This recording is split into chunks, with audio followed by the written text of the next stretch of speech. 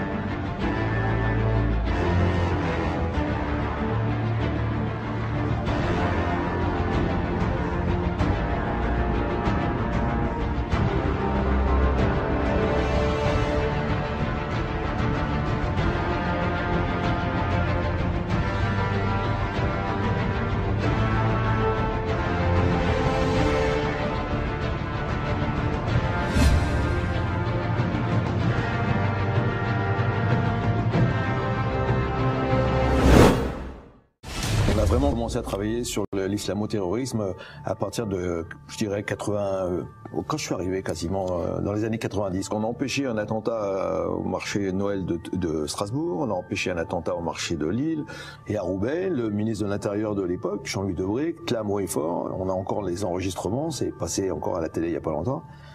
Je ne veux pas entendre parler de terrorisme, c'est un groupe de braqueurs.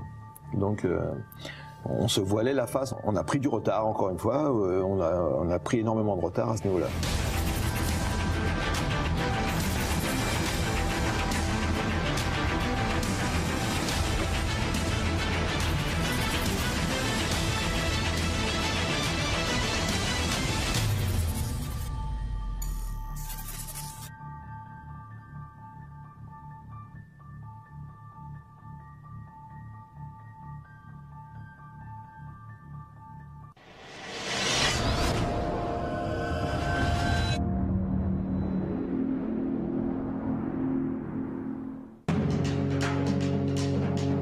Voici le sommaire de cette émission. Entre propagande médiatique, prise de position et amalgame FN-Daesh, les élections régionales, ce sont les médias qui ont gagné.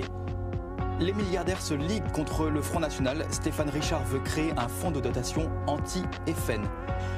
Julien Lepers, viré de France Télévisions. Céline Pigalle, recrutée au service de l'information de France Télévisions. Delphine Ernotte poursuit la normalisation de France Télévisions. Et bien évidemment, comme d'habitude, le zapping, les tweets et le bobard d'immédiat.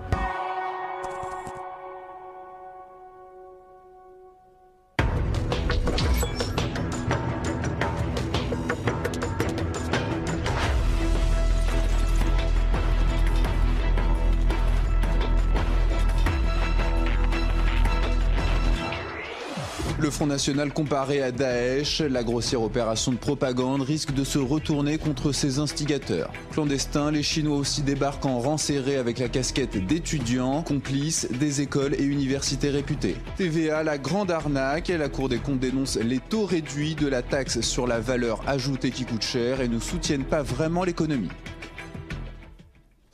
Madame, Monsieur, bonsoir. Parlons des liens entre Daesh et le Front National. C'est ainsi que Jean-Jacques Bourdin, journaliste à RMC, est revenu sur l'actualité mercredi matin. Je vais revenir sur les liens entre Daesh et le Front, enfin les liens, pas les liens directs entre Daesh et le Front National, mais ce repli identitaire. Un parallèle pour le moins étonnant qui ne choque visiblement pas l'intervenant, Gilles Kepel, professeur à Sciences Po, le temple de la propagande. Levée de bouclier immédiate en revanche du côté du Front National, Marine Le Pen a publié sur son compte Twitter des images des exécutions barbares de Daesh pour rappeler à quoi son parti était associé par l'orchestre médiatique.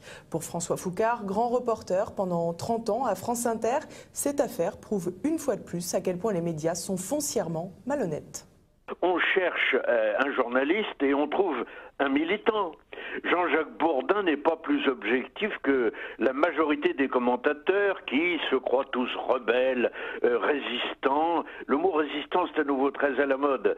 Ils se croient insolents. En fait, et tout le prouve et tous les jours, ils sont parfaitement politiquement corrects. Ils sont dans le vent et le vent, c'est toujours le même. C'est à gauche toute. En plus, cette comparaison qui est sotte, stupide, parce qu'il n'y a aucun argument, enfin ça n'a rien à voir, entre le FN et Daesh, montre tout de même le degré de lâcheté, il faut bien le dire, et de bassesse de ceux qui l'emploient. C'est invraisemblable. Je crois qu'au fond, tout ça, c'est une fois de plus, une bonne illustration de la dérive du pays. Même son nom de cloche du côté de Jean-Yves Le Gallou, président de la Fondation Polémia. Pour lui, il s'agit ni plus ni moins de propagande. C'est pas du journalisme, ça relève du média de propagande, c'est une action de propagande. C'est doublement faux, doublement malhonnête. D'abord parce que le Front National défend l'identité française, Daesh défend une certaine forme d'identité islamique, c'est deux choses radicalement différentes. C'est donc de la diffamation pure. C'est une propagande très, très grossière, mais une propagande très grossière, quand elle est répétée massivement peut influencer finalement les gens un petit peu faibles d'esprit et mobiliser un électorat conformiste, comme on l'a vu un petit peu au deuxième tour des élections régionales. Le Front National progresse, mais en même temps, ses adversaires, l'UMPS, gardent une capacité de mobilisation à travers les médias de propagande. Au CSA, c'est le grand néant. Aucune réaction après les propos du journaliste, aucun communiqué de presse, aucun rappel à l'ordre. En revanche, la réaction de Marine Le Pen sur Twitter a déclenché un déferlement d'indignation. Le parquet de Nanterre a ouvert une enquête pour diffusion d'images violentes après un signalement du ministère de l'Intérieur. En France, on laisse en repos ceux qui mettent le feu et on persécute ceux qui sonnent le tocsin, disait Chamfort. La maxime est une fois de plus avérée. Une filière d'immigration clandestine chinoise démantelée à Paris. Voilà le bilan d'une opération menée par l'Office central pour la répression de l'immigration et de l'emploi des étrangers sans titre, SIC. Une école de commerce privée du 15e arrondissement de Paris aurait facilité la venue d'1 millier d'étudiants chinois en situation illégale en leur fournissant des certificats de scolarité bidons. L'école, déjà surveillée depuis plusieurs années, était l'une des 14 cibles de l'opération policière. Bilan, des documents accablants et près de 260 000 € saisis. Pour Jean-Paul Gourevitch, auteur de l'ouvrage de référence « Les migrations pour les nuls », cette découverte n'est pas surprenante. Il y a 700 000 Chinois en France qui résident, alors qu'on ne compte en situation régulière au mieux que 200 000 ou 250 000 ressortissants chinois. Ça veut quand même dire qu'une partie d'entre eux soit sont carrément en situation régulière, soit sont théoriquement en situation régulière, mais avec des faux documents d'identité.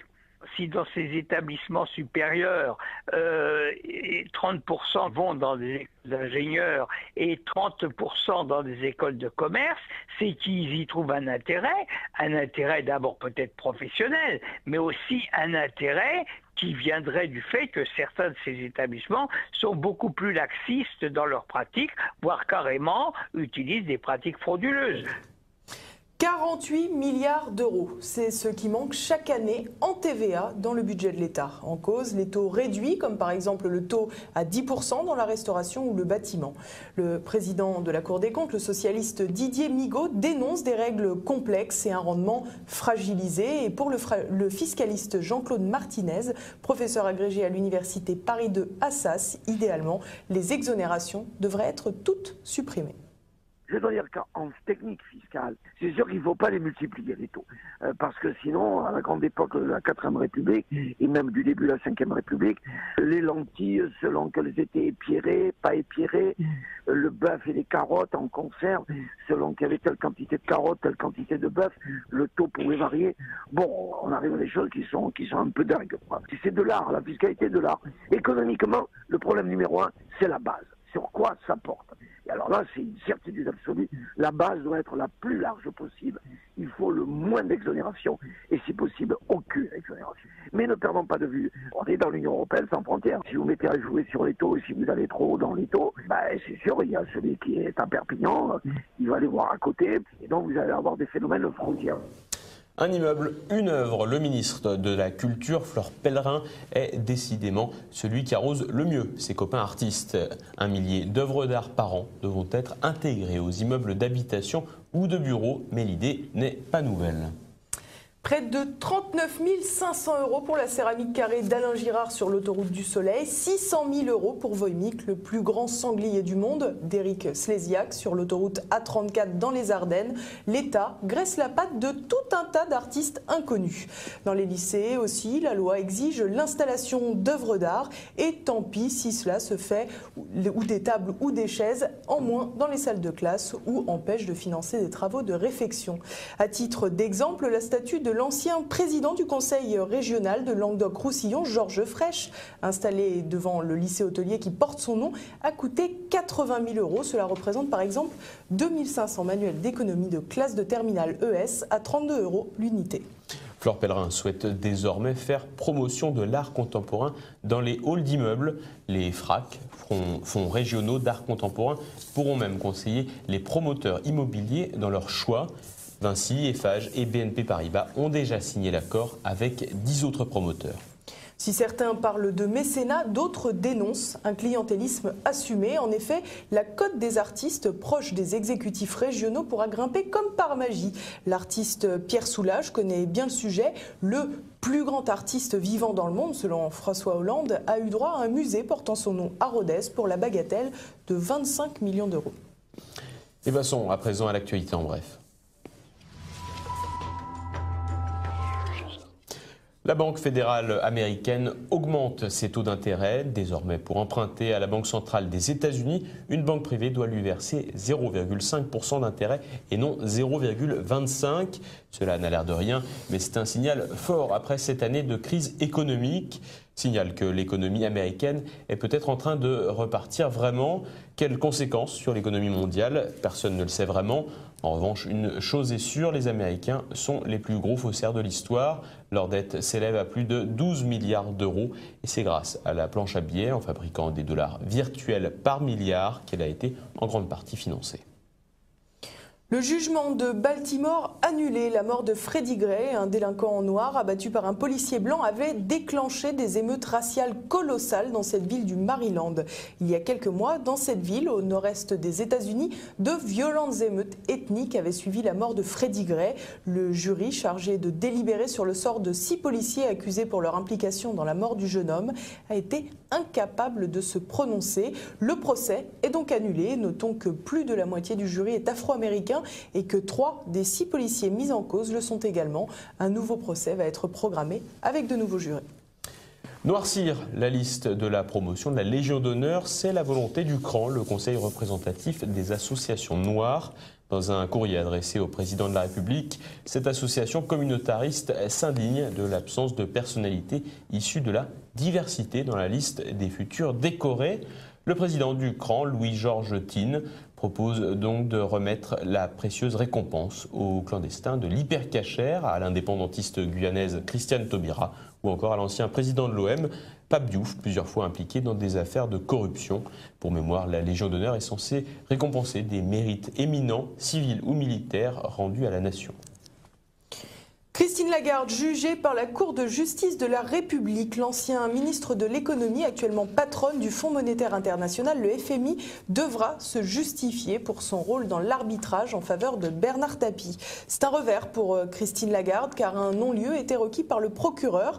On reproche à Nicolas Sarkozy et à son ministre de l'économie d'avoir favorisé une transaction civile avec l'ancien homme d'affaires. Tapie avait alors touché 404 millions d'euros que la justice lui réclame à nouveau. Fiers de nos soldats, c'est l'opération lancée par l'armée de terre sur les réseaux sociaux pour soutenir les 20 000 soldats déployés en opération interne et extérieure. Les pages Facebook et Twitter de l'armée de terre relayeront vos messages de sympathie. Et voilà, c'est la fin de ce journal. Retrouvez dès à présent notre Zoom du jour. Jean-Pierre Dickès, écrivain et médecin, nous parle de son dernier livre, La fin de l'espèce humaine, un ouvrage dans lequel il évoque les récentes découvertes génétiques, mais aussi les dangers qu'elles représentent pour l'avenir de l'homme.